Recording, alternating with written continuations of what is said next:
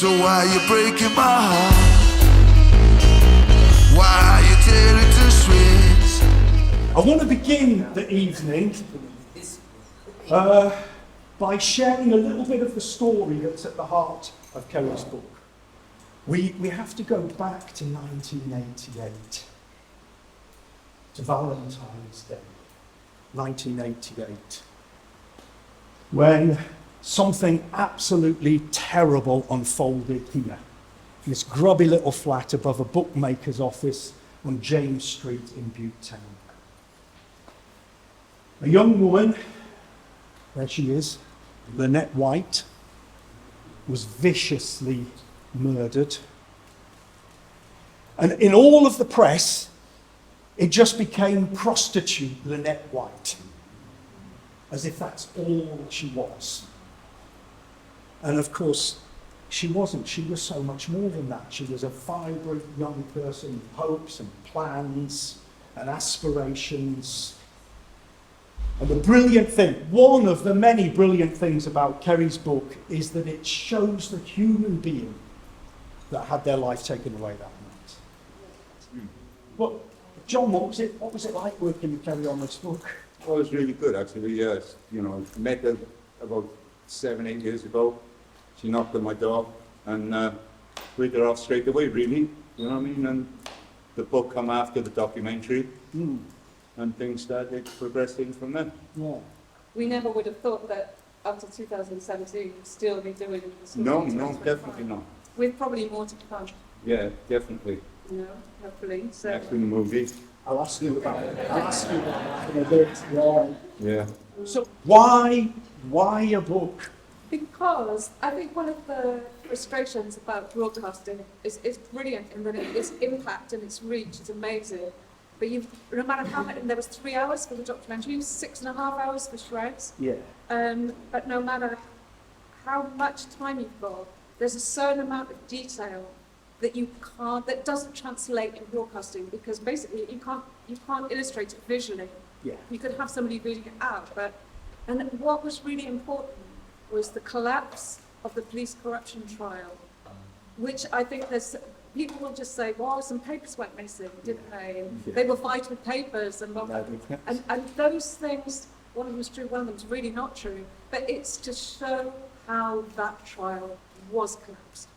And you can come up with a load of conspiracy theories, read between the lines, whatever.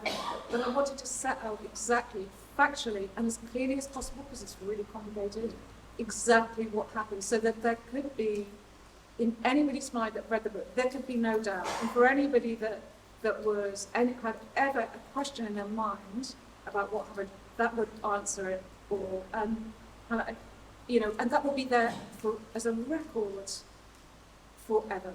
And I think that's really important, really a key part of it, which is so complicated. Hopefully I haven't made it too complicated, but I still think you need to bear with it, and you need to understand why that trial was brought down.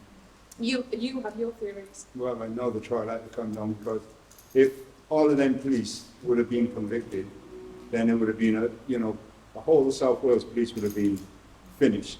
They would have had to start all over again. So, it was important that all of them police was acquitted.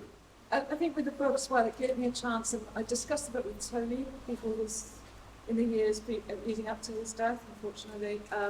And I think it's important to present the guys as, do you know what I mean? What kind of life, particularly with John, your life, and I mean this in the most respectful way, has been dramatic since you were a child, with the loss of your father, the rugby playing, and the actings really, and the twins, John's maternal side, but telling the story of Cardiff, the formation of Cardiff itself, one of the oldest Docks families.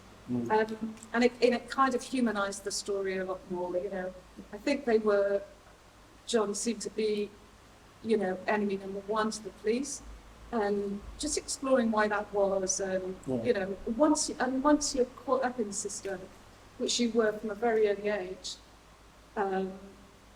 children were readily made towards the court if they were problematic, and that they were shipped off to all manner of reform schools, and that's when the trouble starts. So it was just to give it that a bit more of a depth of context. The human side. Yeah, yeah. Did you have any moments of tension or difficulty in your work? Yeah, of course, plenty of Yeah, times. come on, We've had a- tell us about that. we've had a few falling outs. Yeah. About what kind of thing? Well, Mainly about the speed with which I wrote the book. you know, Do you mean the slowness of the story? Yeah. Yeah. John wanted this book written quick. well, Of course you did. Everybody did. Well, it just happens, He Yeah. falls out, he has, little arguments, didn't speak for a couple of days or so forth and so on.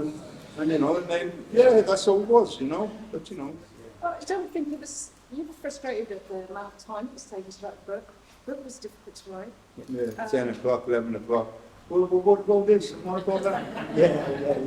What trousers did you have on? What colour were they? Yeah. Yeah. And then it's very patient, John's very patient. I wanted to ask you about that because it's such an enormous, I was going to say story, it makes it, it's not a story, it's real. 35 years, all sorts of ins and outs. How, and you've got a 300-page book or whatever, it's 285. 340, 300. yeah. How do you decide what to put in? Oh, it's a nightmare. It's just very difficult. It's very difficult. And I had a really good book editor, and the book editor will kind of keep you on track. There's only so much they can do, but just he kept on steering me away from. I love detail. I read my dad's book, Norman Mailer's The Executioner's Song, when I was a kid, and I just love that. I'm obsessed with detail, and he was really good because he kept on bringing me up because actually it can annoy people. I really love it.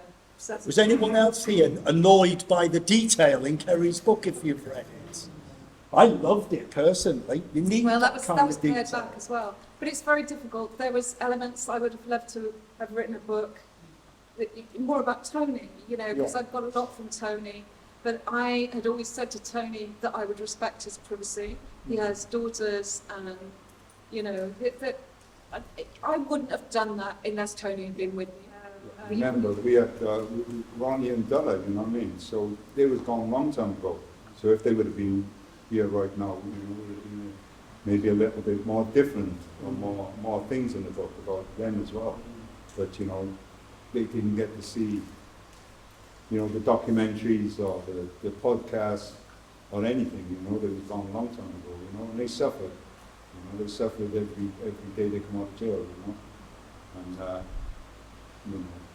they went too early, way too early. Yeah, and it's we have included those stories, of course, but you do focus on John just because he's here and now, and the very drama filled, the whole thing. That you just got to be really disciplined because otherwise you could just run away with it.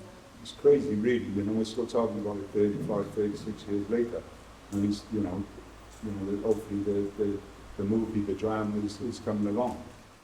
But John, you say about the movie. Mm. I mean, I know that you've been negotiating for a TV show. Is there a movie as well? In the Well, you can't say too much, but it's, Yeah. it's happening. Yeah, It's happening. can't say too much. It's coming. It's coming. He's working on who's It's going to play. coming out. It's going right. Because that's TV drama's where it's at, isn't it? That's really where it's going to be, explode into. Yeah, we want to get like the salesman with Harry Potter.